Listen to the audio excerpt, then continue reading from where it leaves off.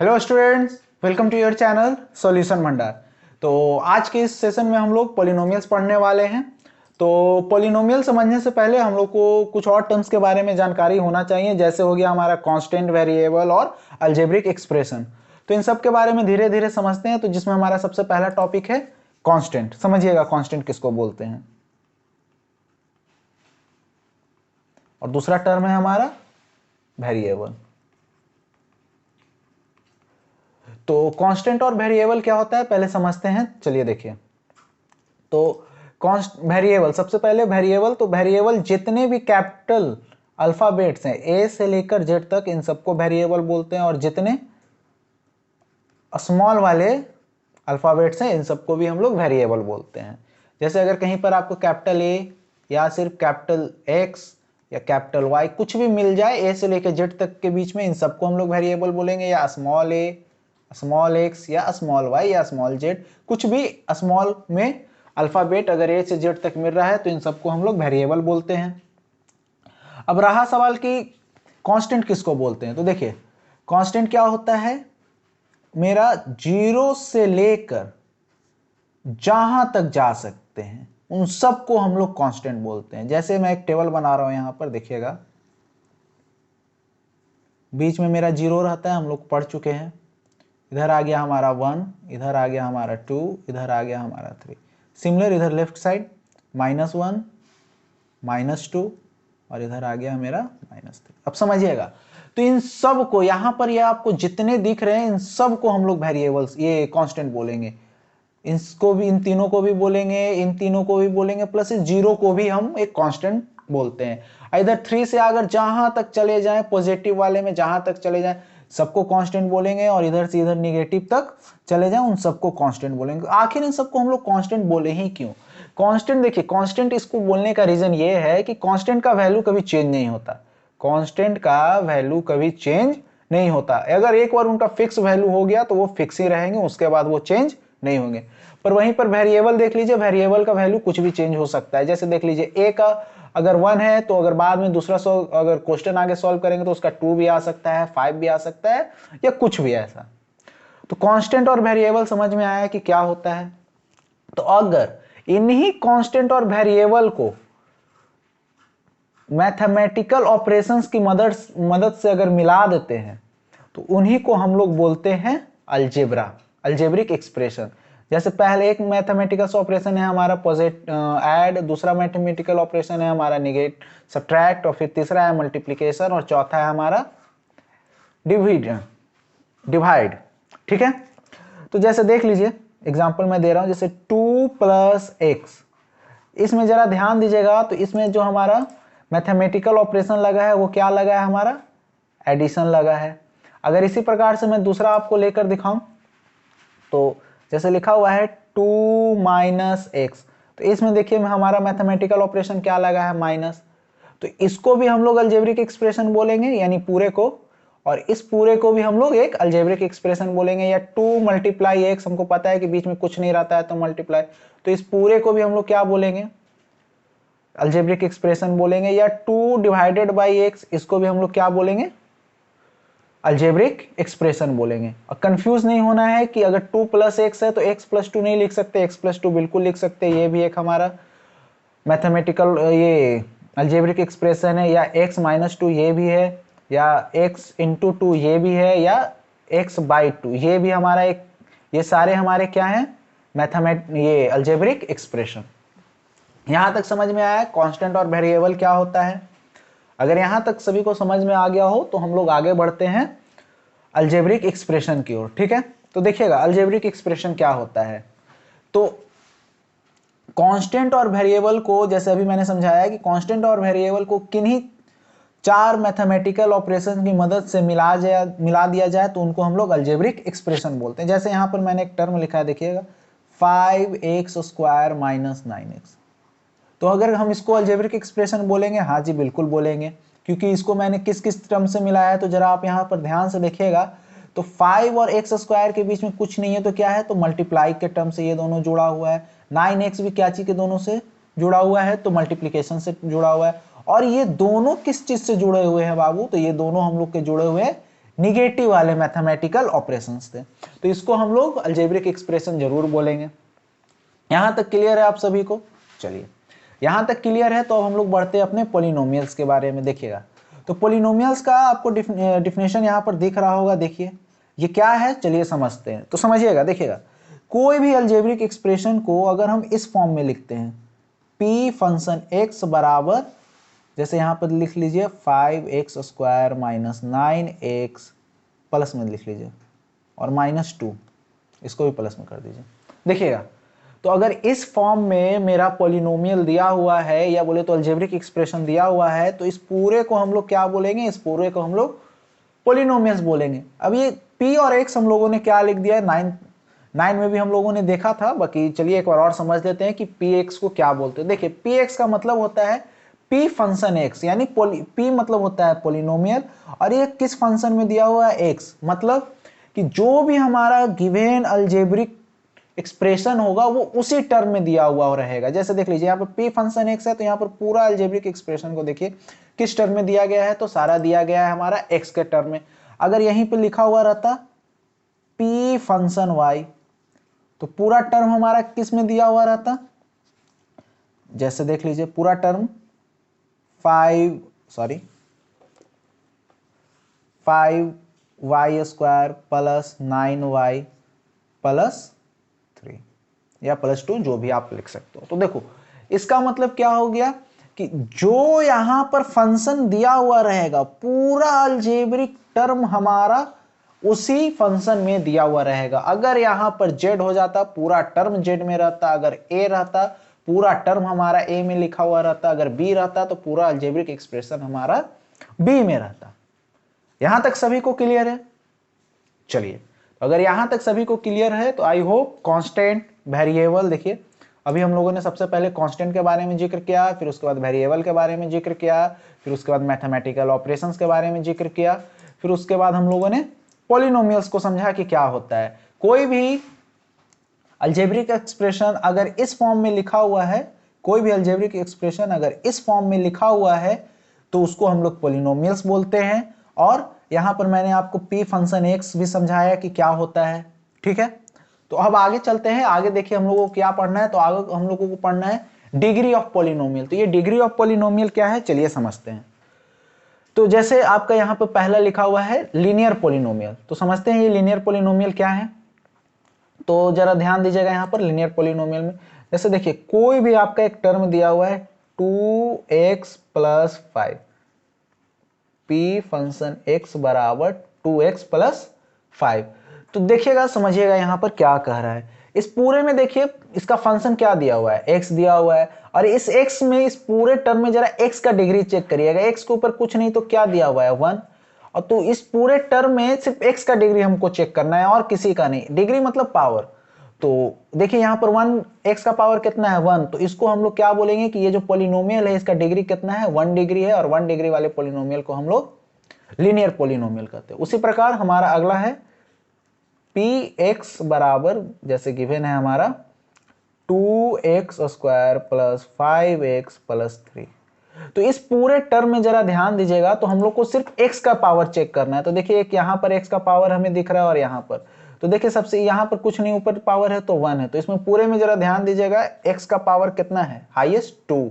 तो इसको हम लोग क्या बोलेंगे, इस पूरे पॉलिनोमियल को हम लोग क्या पढ़ेंगे, क्वाड्रेटिक पॉलिनोमियल। और याद रखिएगा ये जो हम लोग पॉलिनोमियल चैप्टर पढ़ रहे हैं इसमें अधिकतर हम लोगों को क्वाड्रेटिक पॉलिनोमियल ही पढ़ना है। क्यों? क्योंकि इसका डिग्री 2 है।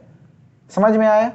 फिर उसी प्रकार हम लोग आगे बढ़ते हैं। तो आगे हम लोग का तीसरा टाइप का पॉलिनोमियल आता है, जिसमें हम देखिए फंक्शन थोड़ा चेंज कर रहे हैं आप लोगों को समझाने के लिए। इसमें हम y फंक्शन ले रहे हैं, और जिसमें देखिए 5y स्क्वायर प्लस, सॉरी थोड़ा सा मिस्टेक हो गया, 5y³ plus 2y square plus 3y plus 5। ठीक है, तो इस पूरे पॉलिनोमियल में जरा ध्यान दीजिएगा बाबू आप लोग, कि इसमें देखिए जो यहाँ पर फंक्शन दिया हुआ रहता है उसका डिग्री हम लोग चेक करते हैं। ठीक है, तो इस पूरे में अलजेब्रिक एक्सप्रेशन में देखिए सब y में दिया हुआ है, तो हमको y का पावर चेक करना है कि कितना है सबसे हाईएस्ट। तो देखिए यहाँ पर y का पावर कुछ नहीं तो 1, यहाँ पर 2 और यहाँ पर 3। तो 1 2 3 में सबसे ज्यादा हाईएस्ट क्या होता है, 3 होता है।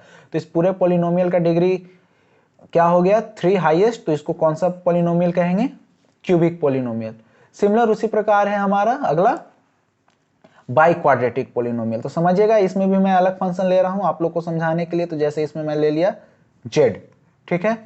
तो जैसे देख लीजिएगा इसमें दिया हुआ है 2x power 4 plus 5x cube plus 2x square plus 5x plus 3। समझिएगा तो इस पूरे टर्म में जरा ध्यान दीजिएगा, सबका पावर चेक करिए। ओ सॉरी माय मिस्टेक। चलिए यहाँ पर एक्स ही ले लेते, नहीं तो फिर हम लोग को आगे बहुत दिक्कत हो जाएगा। ठीक, यहाँ पर हम लोग एक्स ही ले लेते, नहीं तो आगे हम लोग को बहुत दिक्कत हो जाने का। चलिए देख लीजिए, यहाँ पर हम लोग एक्स ही ले लेते, नहीं तो हमें आगे दिक्कत हो जाएगा। ऐसे दिक्कत नहीं था, मैंने यहाँ पर ध्यान नहीं दिया, सबका एक्स ले लिया फ्लो में। तो आगे देखिए, तो इस सब पूरे टर्म में जो यहाँ पर हमारा फंक्शन दिया हो रहता है उसी फंक्शन में पूरे को चेक करते हैं। तो सबसे स्मॉलेस्ट देखिए यहाँ पर 1 है, फिर 2 है, फिर 3 है, फिर उसके बाद 4 है। तो 4 हमारा इस अलजेब्रिक एक्सप्रेशन का हाईएस्ट डिग्री है, तो इसको हम लोग क्या बोल देंगे, बाई क्वाड्रेटिक पॉलिनोमियल। ये भी हम लोग को पढ़ना है, ऐसा नहीं है, ये भी हम लोग को इस चैप्टर में पढ़ना है, पर हम लोग को सबसे ज्यादा इस चैप्टर में क्या आने वाला है, क्वाड्रेटिक पॉलिनोमियल्स। ठीक है, यहां तक समझ में आया linear, quadratic, cubic, by quadratic polynomials क्या होते हैं। चलिए, अगर यहां तक समझ में आ गया हो तो हम लोग आगे बढ़ते हैं जीरोज ऑफ द पॉलिनोमियल के बारे में। ठीक है, तो ये जीरोज ऑफ द पॉलिनोमियल क्या होते हैं समझते हैं।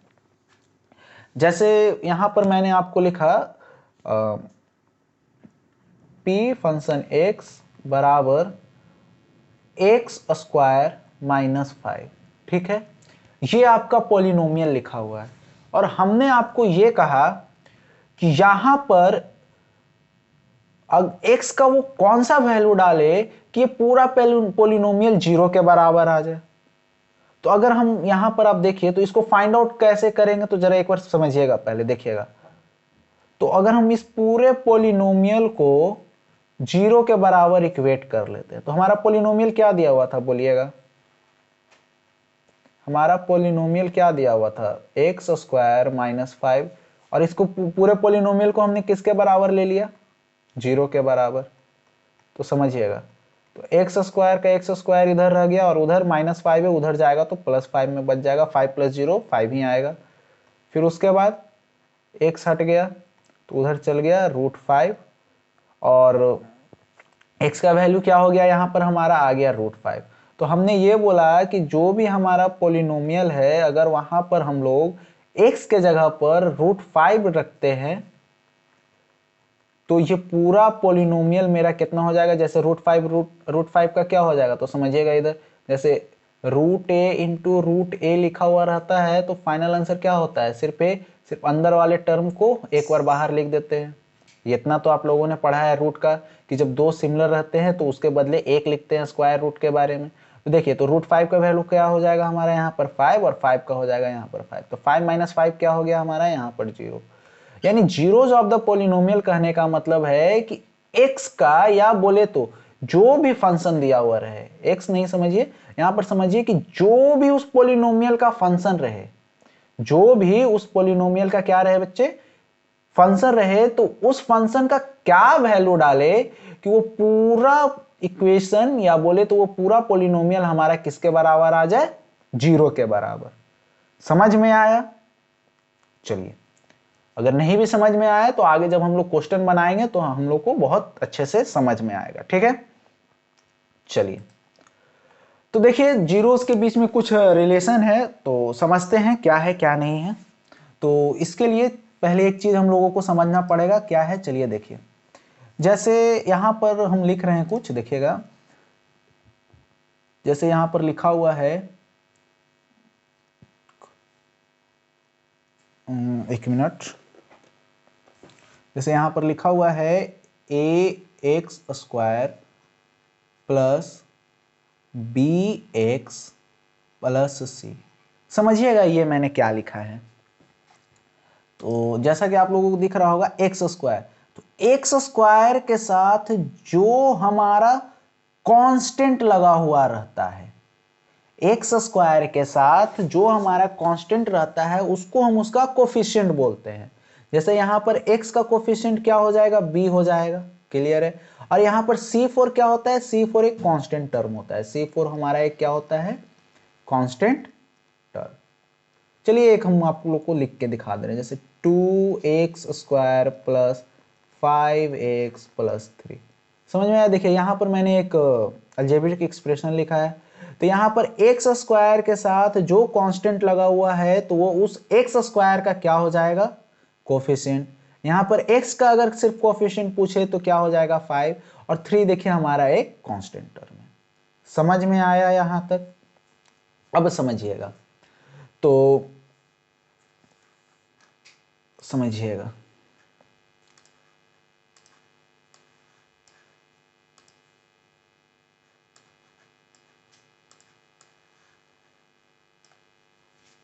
समझिएगा एक बात। अब जैसे मैं यहां पर लिख रहा हूं, देखिएगा,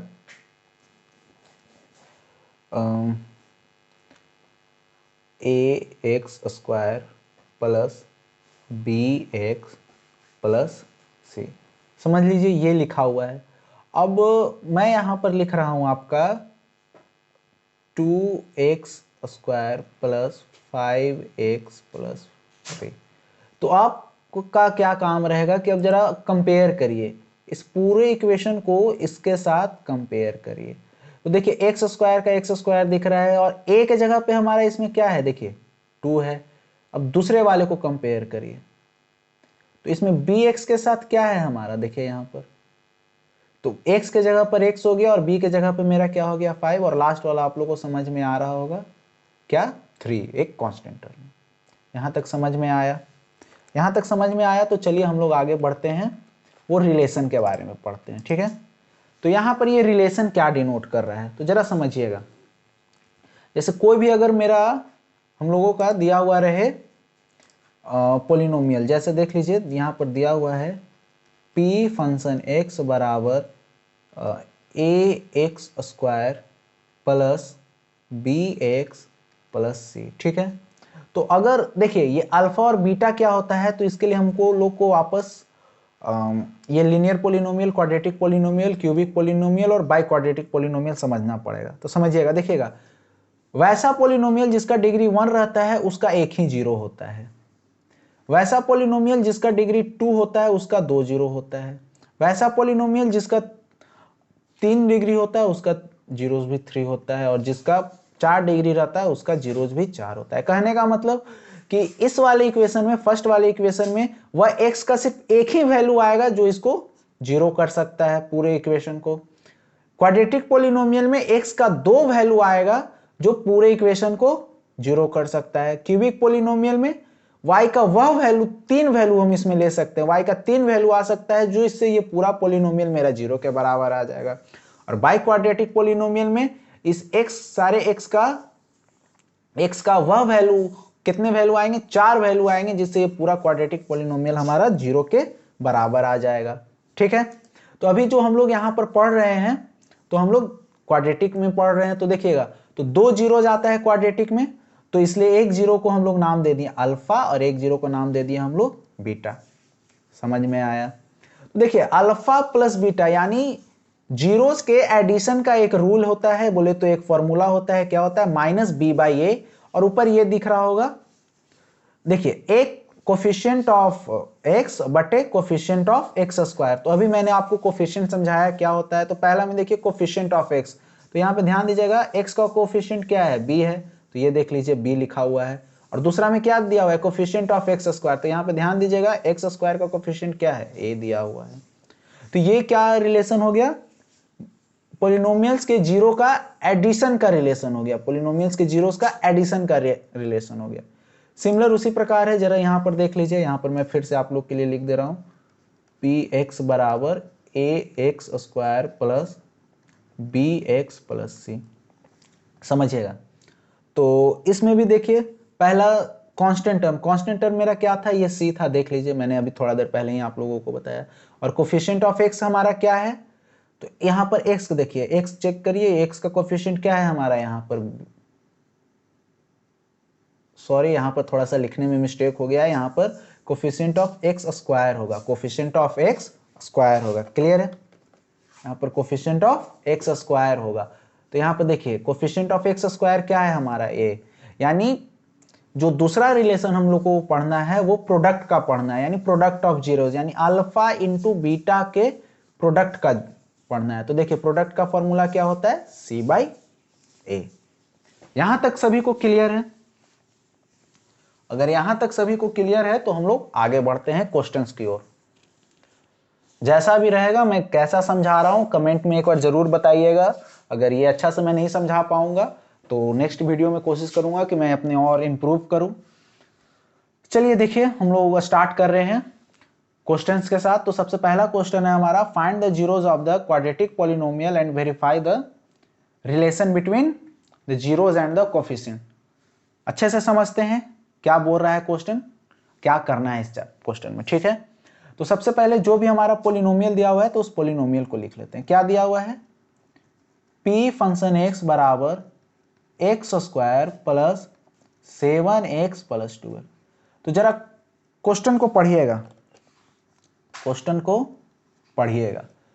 देखिए क्या लिखा हुआ है, find the zeros of the polynomial. सबसे पहले हमको इसका क्या फाइंड आउट करना है, जीरो। तो जीरो फाइंड आउट करने का एक तरीका होता है, ठीक है। तो चलिए हम लोग तरीका सीखते हैं। तो सबसे पहले हम लोग को स्टेप 1 में क्या करना रहता है कि ऊपर से जो ये एक्स स्क्वायर दिख रहा है पहले हमको इसको ज्यों का त्यों लिख देना है। स्टेप सेकंड में क्या करना है, ये जो 12 दिया हुआ है सबसे लास्ट टर्म, उसको फर्स्ट टर्म के साथ मल्टीप्लाई करना है। तो बताइए 12 को एक्स स्क्वायर के साथ मल्टीप्लाई करेंगे तो मेरा कितना आ जाएगा, 12 एक्स स्क्वायर आएगा। समझ रहे हैं? अब क्या करना है सेकेंड स्टेप, बस समझिएगा मैं क्या कर रहा हूं। तो एक्स स्क्वायर के साथ जो 12 है उसका पहले ले लीजिए एलसीएम, 2 6 जा 12 हो जाएगा, फिर 2 3 जा 6 हो जाएगा। अब देखिए यहां पर जब 3 से लगाएंगे तो 1 बार में आ जाए, यानी देखिए मेरे पास कितने टर्म बच हो आ गए, 1 2 3 4। अब समझिएगा कि मैं क्या कर रहा हूं, देखिएगा यहां पर प्लस दीजिए, 2 2 जा कितना हो जाएगा 4, यहां पर 4x लिख दीजिए, प्लस एक 3 बच गया, 3 इंटू 1 करिएगा तो 3 ही आएगा, तो यानी यहां पर 3x लिख दीजिए। अब समझिएगा कि मैंने ऐसा क्यों किया, एलसीएम क्यों लिया और फिर वहां पर ये क्या लिखा मैंने, तो समझिएगा। देखिएगा हमें क्या करना होता है, स्टेप 1 में तो पहले हमने एक्स स्क्वायर का एक्स स्क्वायर लिख दिया। स्टेप सेकंड में मैंने क्या बताया कि जो लास्ट टर्म रहता है उसको फर्स्ट टर्म से मल्टीप्लाई कर दिया, मल्टीप्लाई करके भी हम लोगों ने लिख दिया। फिर उसके बाद मैंने क्या बोला, जो उसका कोफिशिएंट है उस कोफिशिएंट का एलसीएम ले लीजिए। अब एलसीएम लेने के बाद हम लोगों का क्या करना रहता है, जो यहां पर ये बीच वाला टर्म आप लोग को दिख रहा होगा, इस बीच वाले टर्म को ऐसा तोड़ेंगे, देखिए तोड़ सकते हैं चाहे तो एडिशन में तोड़ेंगे या तो सब्ट्रैक्शन में तोड़ेंगे। तो बीच वाले टर्म को ऐसा तोड़ेंगे कि जोड़ने या घटाने पर हमारे को वही आ जाए, और मल्टीप्लाई करने के बाद जो इधर हम लोगों ने मल्टीप्लाई करके लिखा था वो आ जाए। तो जरा आप देखिएगा 4x को और सब साइन के साथ लेके चलिएगा, और 3x को जब मल्टीप्लाई करेंगे, क्या करेंगे मल्टीप्लाई करेंगे, तो x इंटू एक्स क्या हो जाएगा, हम लोगों ने पढ़ रखा है एक्स स्क्वायर, और 4 इंटू 3 कितना हो जाएगा 12, और प्लस का प्लस। तो देखिए तो क्या हमारा ये नहीं आ गया, समझ में आया कि मैंने यहां पर क्या किया, समझ में आया? चलिए समझ में आ गया तो हम लोग चलिए आगे बढ़ते हैं। तो देखिएगा तो यहां पर क्या हो जाएगा, इन दोनों टर्म में हमारा क्या कॉमन आ जाएगा, x कॉमन आ जाएगा। तो क्या हो जाएगा x प्लस 4 प्लस इधर से और क्या आ जाएगा कॉमन, इन दोनों टर्म में आ जाएगा हमारा कॉमन 3। तो इधर से क्या बच जाएगा 3, और यहां पर क्या लिखेंगे, तो देखिए समझिएगा जो टर्म हमारा बाहर निकल गया है तो वो टर्म वापस यहां पर नहीं लिखाएगा। तो जरा इस 12 का तोड़कर देखिएगा, तो 12 को क्या हम लोग 4 इंटू 3 लिख सकते हैं। तो जिसमें से 3 बाहर निकल गया है तो सिर्फ क्या बच गया अंदर में 4, तो यहां पर हमने देखिए 4 को लिख दिया। अब जरा इन दोनों टर्म में कंपेरिजन करिएगा तो देखिए क्या बच गया, इधर से x प्लस 4 आ गया, और इधर से क्या बच गया, जो बचा हुआ टर्म है हम लोग उसको लिख देते। इतना हम लोगों ने 9 में पढ़ रखा है, 9 में हम लोगों ने बहुत जीरोस निकाले हैं, ठीक है। अब हमारा यहां तक आ गया। अच्छा सॉरी एक चीज और, कि यहां पर बीच में हमारा प्लस नहीं होगा, बीच में हमारा प्लस नहीं आएगा, क्लियर है। अब हमको क्या करना है, यहां पर पॉलिनोमियल को 0 के बराबर कर देना। तो जैसे ही पोलिनोमियल को 0 के बराबर करेंगे तो सेकेंड स्टेप में हम लोग क्या करना रहेगा, सबको ऐसे लिखेंगे। जैसे जैसे स्टेप बता रहे हैं आप लोग को भी उसी प्रकार से सॉल्व करना है। तो देखिए इधर से x का कितना वैल्यू आ जाएगा, एक वैल्यू आ जाएगा -4, और इधर से x का कितना वैल्यू आ जाएगा, एक वैल्यू आ जाएगा -3। तो देखिए मैंने आपको शुरू में जब समझा रहा था कि वैसा पोलिनोमियल जिसका डिग्री 2 रहता है उसके कितने जीरोज आते हैं, 2 जीरोज आते हैं। देखिए हमारा यहाँ पर क्या 2 जीरोज आ गया है। तो अब आगे समझते हैं, देखिएगा।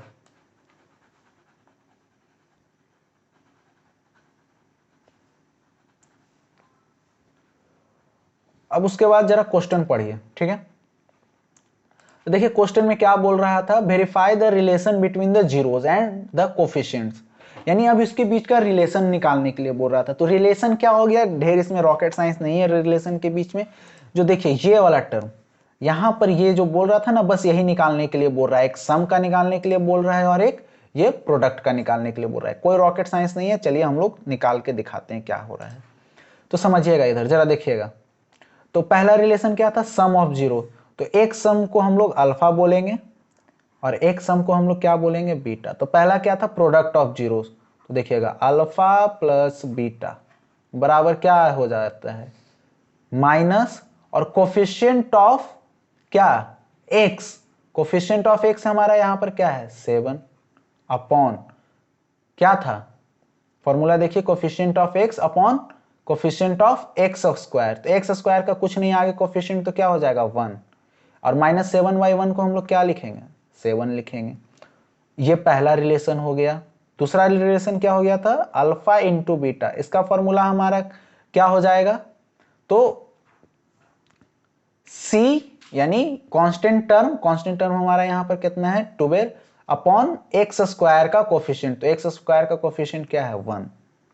तो 12/1 भी हमारा क्या हो जाएगा, 12 हो जाएगा। तो ये था हमारा पूरा सॉल्यूशन। समझ में आया पहला क्वेश्चन? नहीं समझ में आया हो कमेंट करके बता सकते हो, कहीं पर प्रॉब्लम होगा मैं उसका सॉल्यूशन दूंगा या कोशिश करूंगा कि नेक्स्ट वीडियो में आपको फिर से अच्छे से समझा पाऊं, ठीक है। तो अब आगे बढ़ते हैं हम लोग सेकंड क्वेश्चन की ओर। सेकंड क्वेश्चन भी सेम उसी प्रकार है, पर इसमें थोड़ा सा टाइप अलग क्या है, चलिए समझते हैं। तो सबसे पहले हम लोग अपना पोलिनोमियल लिख लेते हैं, क्या है। तो देखिएगा दूसरा पोलिनोमियल हमारा क्या दिया हुआ है, इसका फंक्शन चेक करिएगा। फंक्शन क्या दिया हुआ है, एक्स दिया हुआ है, एक्स स्क्वायर -2x -8 दिया हुआ है, ठीक है, समझिएगा।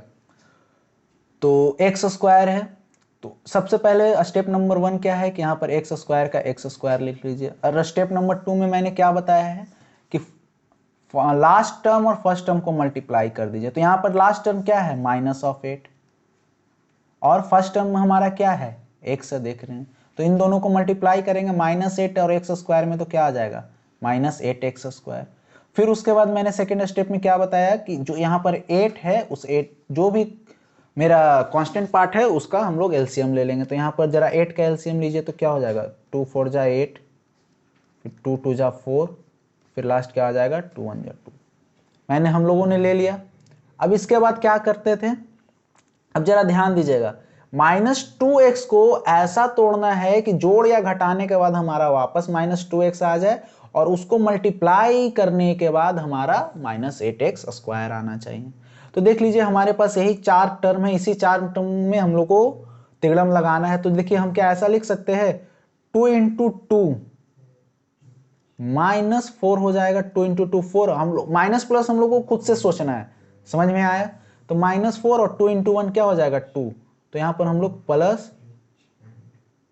एक मिनट क्या हो गया, तो प्लस में लिख लिए 2x, ठीक है, और माइनस में 8। बस हम लोग को बीच वाले टर्म में देखना है। तो देखिए तो -4 और +2 में कौन बड़ा है, -4 बड़ा है, और 4 में से 2 जाएगा तो 2, और सिंबल किसका जाएगा, माइनस का, और x का तो x लिखा जाएगा। जरा मल्टीप्लाई दोनों टर्म को करिएगा, देखिएगा कि आपका -8x² नहीं आ रहा है, आ रहा है, बिल्कुल आ रहा है। फिर उसके बाद हम लोगों को आगे क्या करना है, तो कॉमन लेना है। तो पहले इन दोनों टर्म का कॉमन लेंगे, देखिए कैसे लेंगे। तो इन दोनों में क्या कॉमन लग रहा है, x, तो x अंदर बच गया माइनस, और इधर से आ गया 4। और इन दोनों में क्या कॉमन लग रहा है, तो +2 कॉमन लग रहा है, अंदर बच गया x, और 2 से कितने बार में 8 आता है, 2 से हमारा 8 आता है 4 बार में। अब इन दोनों टर्म में क्या कॉमन लग रहा है, तो x माइनस फोर निकाल लिए। इधर से क्या बच गया मेरा, x प्लस 2। इसके बाद हम लोगों को क्या करना था, p पोलिनोमियल x बराबर 0 मान लेना था, फिर x माइनस 4 बराबर 0 हो जाएगा अपॉन x प्लस 2 बराबर 0 हो जाएगा। देखिए ये क्वाड्रेटिक पोलिनोमियल है तो इसका भी 2 जीरो आ गया, एक माइनस 4 आ गया और एक हमारा आ गया x बराबर माइनस 2। तो एक को हमने अल्फा मान लिया, एक को हमने बीटा मान लिया। समझ में आ रहा है यहाँ तक कैसे बनाया हम लोगों ने। फिर अब उसके बाद हम लोग क्या करेंगे, अब जीरोस निकाल, अब उसका रिलेशन भी निकालना तो है, रिलेशन भी तो निकालने के लिए हम लोगों ने सीखा था। तो क्या हो जाएगा, पहला रिलेशन होता है अल्फा प्लस बीटा का रिलेशन क्या होता है, डायरेक्ट फॉर्मूले से भी हम लोग बढ़ सकते हैं। तो क्या होता है माइनस बी बाई ए। ए क्या होता है, जो एक्स के साथ रहता है, बी क्या होता है, एक्स स्क्वायर के साथ जो रहता है उसको ए बोलते हैं, एक्स के साथ जो रहता है उसको बी बोलते हैं, और लास्ट वाला टर्म हमारा कांस्टेंट टर्म हो जाता है। तो देखिए माइनस बी, तो देखिए माइनस हम लोग पहले देंगे, और बी क्या है, तो बी ये पूरा टर्म है, जरा ध्यान दीजिएगा, बी हमारा ये पूरा टर्म होता है। तो बी हमारा कितना है, माइनस 2, तो माइनस 2 लिखेंगे अपॉन ए। ए यहाँ पर ध्यान दीजिएगा, ए हमारा यहाँ पर क्या है, एक्स के साथ कुछ नहीं था तो 1 था, यहाँ पर 1, और माइनस माइनस क्या हो जाएगा यहाँ पर देखिएगा बाबू, तो माइनस माइनस प्लस, तो उससे निकल जाएगा 2, और 1 का लिखें या ना लिखें बात बराबर है। फिर इसके बाद सेकंड हमारा क्या था, अल्फा इंटू बीटा। इसका फॉर्मूला हम लोगों ने क्या पढ़ा था, सी बाई ए। सी क्या होता है, लास्ट टर्म, और लास्ट टर्म में भी जरा ध्यान दीजिएगा, सिंबल अगर प्लस रहे तो कोई दिक्कत नहीं है, अगर माइनस रहेगा तो लेकर चलेंगे। तो सी का क्या हो जाएगा, -8 अपॉन ए कितना हो जाएगा 1, तो इसको भी हम लोग क्या लिख सकते हैं, सिर्फ -8। बोलिए सेकेंड सॉल्यूशन भी आप लोगों को समझ में आया क्या किया हम लोगों ने, कैसे किया। चलिए इसी प्रकार से थर्ड क्वेश्चन, थर्ड क्वेश्चन भी इंपॉर्टेंट है, जरा समझिएगा। देखिएगा थर्ड क्वेश्चन इंपॉर्टेंट कैसे है। तो इसमें जो हमारा क्वेश्चन दिया हुआ है, क्या दिया हुआ है, p पोलिनोमियल x बराबर, देखिए जरा ढंग से देखिएगा क्वेश्चन को, तो ये अरेंज नहीं है, तो हम लोग इसको सबसे पहले अरेंज करेंगे। तो 5x square minus 8x minus 4 हम लोगों ने अरेंज कर लिया इसको। अब सेम वही स्टेप है, तो स्टेप नंबर 1 में क्या लिखेंगे, स्टेप नंबर 1 में हम लोग लिखेंगे 5x स्क्वायर, जो पहले वाला ज्यों का त्यों दिया हुआ है वो लिख लीजिए। अब सेकेंड स्टेप में जरा यहाँ पर ध्यान दीजिएगा, यहाँ का फर्स्ट टर्म जरा ध्यान दीजिएगा, फर्स्ट टर्म क्या है हमारा, ये लास्ट टर्म क्या है हमारा, तो लास्ट टर्म है हमारा -4 और फर्स्ट टर्म है हमारा 5x स्क्वायर। इस बात को जरा ध्यान रखिएगा यहाँ पर, ठीक है। तो 5x स्क्वायर मल्टीप्लाइड -4 कितना आ जाएगा, तो 5 को 4 के साथ मल्टीप्लाई करेंगे 20, और 5 के आगे कुछ नहीं तो प्लस, प्लस माइनस का मल्टीप्लिकेशन माइनस, और x स्क्वायर का x स्क्वायर आ जाएगा। तो हमारा कितना आ गया, -20x स्क्वायर। तो अब इसमें हमने इसके बाद क्या करना था, 20 का एलसीएम लेना था। 20 का एलसीएम ले लेते हैं, 2 से 10 बार में, 2 से 5 बार में, और फिर 5 से 1 बार में। देखिए फिर से हमारे पास 4 टर्म आ गए। अब हम लोग इसके बाद क्या करेंगे कि इन चारों को इस प्रकार से तोड़ेंगे या जोड़ेंगे कि -8x आना चाहिए, और मल्टीप्लाई के बाद -20x स्क्वायर भी आना चाहिए।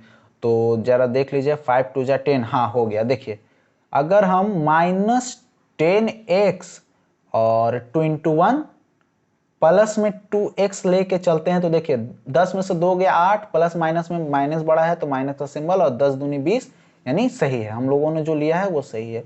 फिर उसके बाद आगे का स्टेप आप लोग को पता है, इन दोनों टर्म में देखिए सबसे पहले कांस्टेंट में देखिए, कांस्टेंट में कौन कॉमन है, तो 5 कॉमन है, और फिर वेरिएबल में x कॉमन है। तो अंदर से यहाँ पर से क्या निकाल लिया हम लोगों ने, 5 का 5 निकाल लिया, यहाँ पर बच गया x माइनस इधर बच गया 2। सेम उसी प्रकार इन दोनों में जरा ध्यान दीजिएगा, तो इन दोनों में क्या कॉमन है, तो इन दोनों में हमारा कॉमन है प्लस में 2, इन दोनों में हमारा क्या कॉमन है, प्लस में 2। तो क्या हो जाएगा, इधर भी x माइनस 2 निकल जाएगा, तो x माइनस 2 और फिर 5x प्लस 2। फिर उसके बाद हम लोगों को क्या करना था, p पोलिनोमियल x बराबर 0 लेना था। फिर लाइन पारिए, फिर x माइनस 2 बराबर 0, और फिर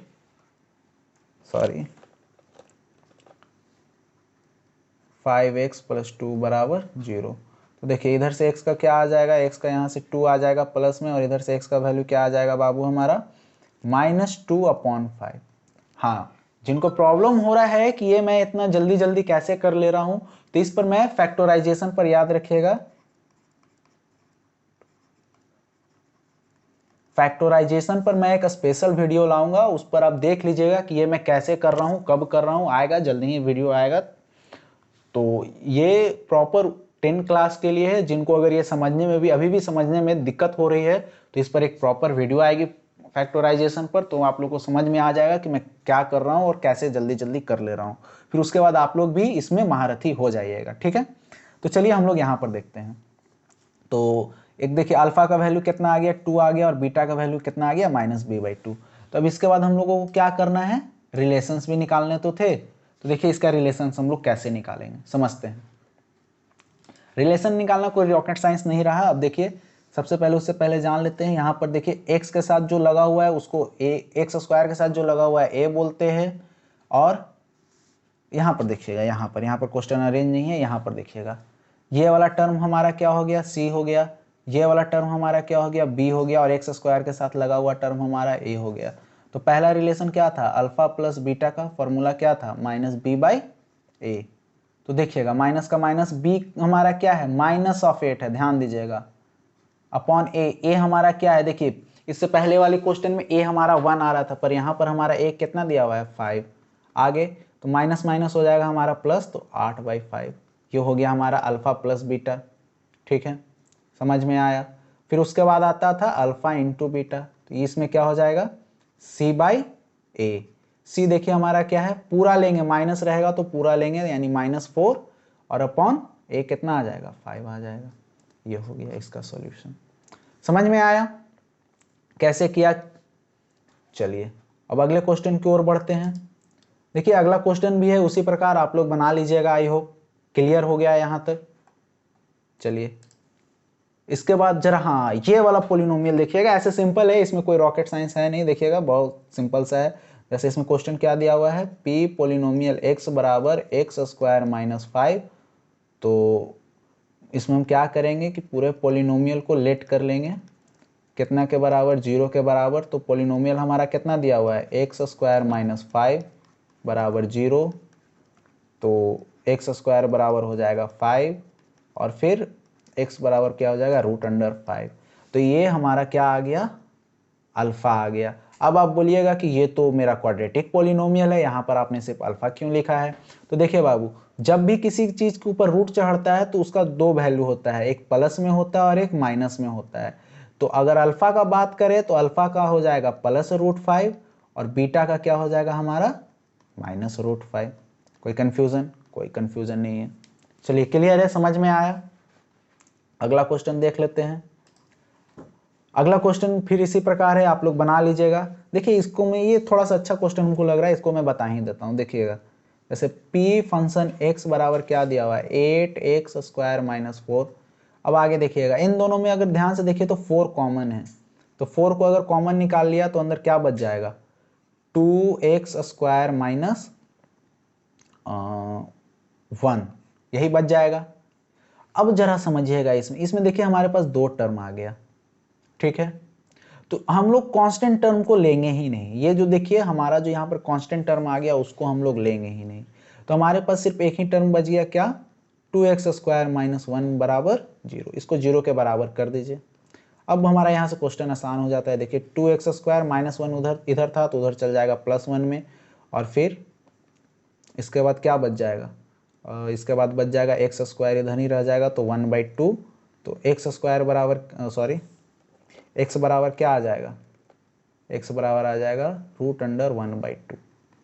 और मैंने अभी बताया कि x का एक रूट स्क्वायर का रहता है तो एक वैल्यू नहीं, प्लस माइनस दोनों में रहता है। क्लियर है। तो अल्फा और बीटा समझ में आ गया। इसमें भी रिलेशन आप लोग निकाल सकते हो बहुत ईजी तरीके से, याद रखिएगा। आप लोग से ये भी क्वेश्चन आई होप बन जाएगा, नहीं बनेगा तो एक बार मैं देख लीजिए, बता ही देता हूँ। जैसे देख लीजिए p फंक्शन x बराबर कितना दिया हुआ है, 5y² + 10y। तो ज़रा इसमें ध्यान दीजिएगा, इसमें अगर 5 में कॉमन लेता हूँ, 5y कॉमन लेना पड़ेगा, तो क्या अंदर बच जाएगा, अंदर बच जाएगा y प्लस 2।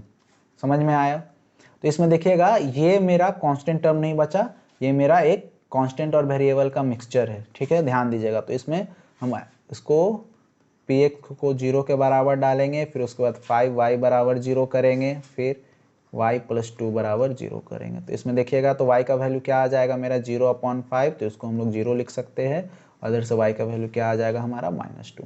तो एक हमारा अल्फा कितना आ गया, अल्फा हमारा 0 आ गया और बीटा हमारा आ गया -2। क्लियर है यहाँ तक सारे को? चलिए आगे ये आप लोग का होमवर्क रहेगा 3x² - x -4, ठीक है। चलिए ये देखिए, ये बहुत अच्छा क्वेश्चन है, क्वेश्चन नंबर 9, ठीक है।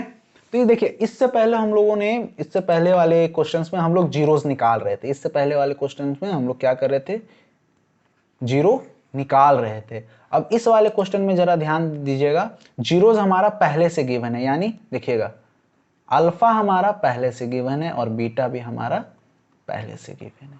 अब क्या बोल रहा है, verify the relation between the coefficients and zeros of the polynomial. और एक चीज और दिखा, क्या बोल रहा है, find the quadratic polynomial. Polynomial भी फाइंड करने के लिए बोल रहा है और प्लस रिलेशन भी फाइंड करने के लिए बोल रहा है। तो रिलेशन तो मैंने अभी सिखा दिया, बट पॉलिनोमियल्स कैसे फाइंड करेंगे चलिए समझिएगा। तो उससे पहले हम लोग को एक फॉर्मूला पढ़ना होगा, वो फॉर्मूला है देखिए हमारा ये मैंने आप लोग के लिए लास्ट में रखा था, ये फॉर्मूला जरा ध्यान दीजिएगा, ठीक है।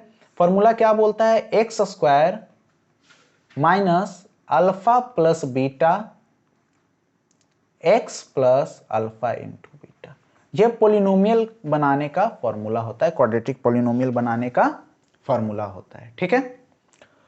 चलिए देखते हैं क्या है। जैसे देख लीजिए हमारा क्वेश्चन क्या था यहां पर दिया हुआ, देखिएगा कहाँ चल गया हम लोग का क्वेश्चन। देखिए क्वेश्चन हमारा यहाँ पर यही दिया हुआ है, अल्फा कितना दिया हुआ है 2 और बीटा दिया हुआ है -6।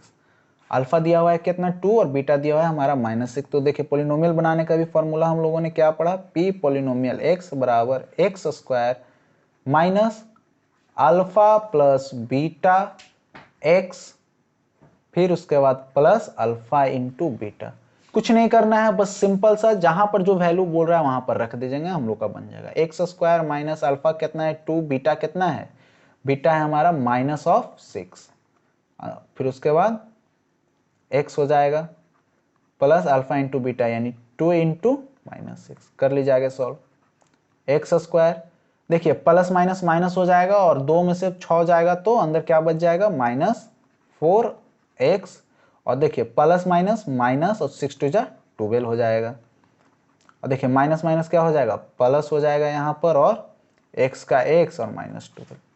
तो ये देखिए हमारा पॉलिनोमियल बन गया। इसके बाद आप लोग को रिलेशन निकालने के लिए मैंने सिखा ही दिया है, इसके आगे कुछ नहीं तो a है, यहाँ पर क्या हो जाएगा, ये b हो जाएगा हमारा, ये लास्ट वाला हमारा क्या बच जाएगा, कांस्टेंट बच जाएगा। समझ में आया बच्चों? चलिए सिंपल था, कोई रॉकेट साइंस नहीं था इसमें। चलिए अगला देखिए, अगला क्वेश्चन भी इसी प्रकार है। देखिए डरिए मत, देखिए इसमें अल्फा और बीटा देखिए क्या दिया हुआ है। इसमें अल्फा दिया हुआ है हमारा 2/3 और हमारा बीटा दिया हुआ है -1/4। कोई रॉकेट साइंस नहीं है, सिंपल है। जैसे देख लीजिए, सॉरी, देखिए कोई रॉकेट साइंस नहीं है इसमें, जरा समझिएगा। देखिए पॉलिनोमियल बनाने का भी हम लोगों ने फॉर्मूला क्या पढ़ा, फॉर्मूला यही ना पढ़ा, sorry, x² minus alpha plus beta x plus alpha into beta, यही पढ़ा हम लोगों ने अभी। देखिए तो x² का x² दे दीजिए, अल्फा कितना है 2/3 प्लस बीटा कितना है -1/4,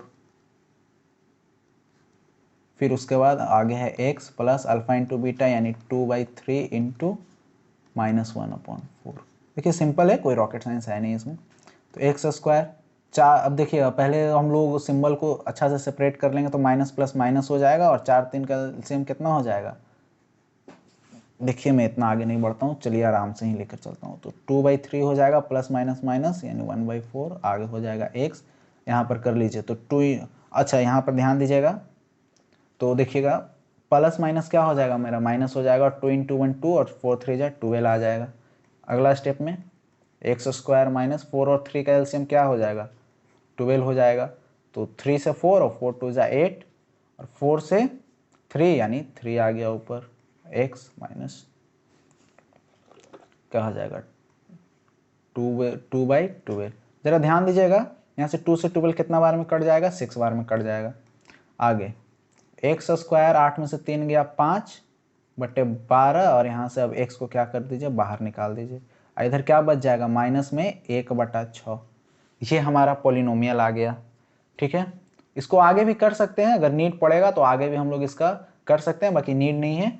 अब देखिए हमारा ये कौन क्या आ गया, तो ज़रा ध्यान दीजिएगा यहाँ पर, ये पूरा हमारा सी हो गया, ये पूरा हमारा क्या हो गया, बी हो गया, और एक्स के बगल में जो लगा हुआ है वो हमारा ए हो गया। क्लियर है। फिर उसके बाद वही हम लोग जीरोस के बीच का रिलेशन निकाल लेंगे। समझ में आया यहाँ तक सभी को? कोई रॉकेट साइंस नहीं था, क्वेश्चन बहुत सिंपल था।